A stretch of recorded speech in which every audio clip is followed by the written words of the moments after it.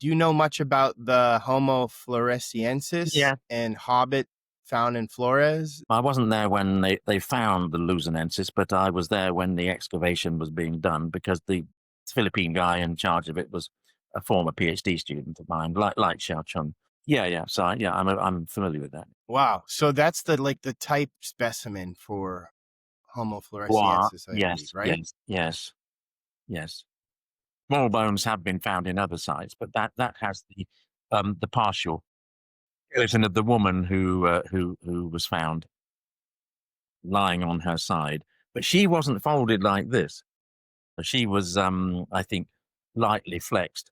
I think the idea is I don't know, I'm not sure how she died. She fell into a pool of water or something like that. And sorry, is this a Hobbit Yes, you're we're referring to? talking about Liang Bois, the cave in Flores, Homo floresiensis, or the so-called Hobbit. Yes, yes. That's Yeah, originally a female skeleton, the first one found. More teeth and it's a parts. female skeleton, but Yeah. they're not in a flex position. They're in a.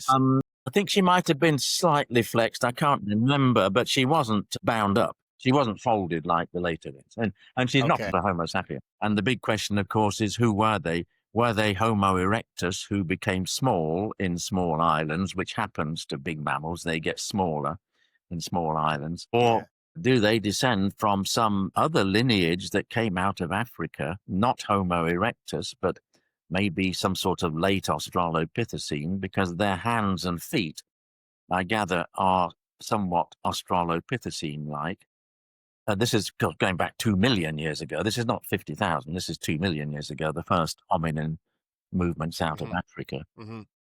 Yes, do the hobbits represent a separate stream from Homo erectus, or are they simply a dwarfed member of that species? I'm not a paleoanthropologist. I'm not an anatomist. I have no strong opinion, but it's an interesting debate. But those people were not part of the mummification.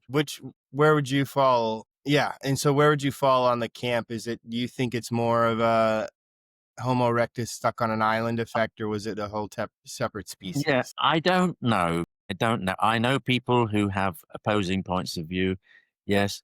A good Japanese colleague says it's a Homo erectus, a small one. But I have a colleague here, Debbie Argue, who insists she does the phylogenetic mathematical calculations and things. She says, no, it's much more, it's not Homo erectus. It's more perhaps related to Australopithecus.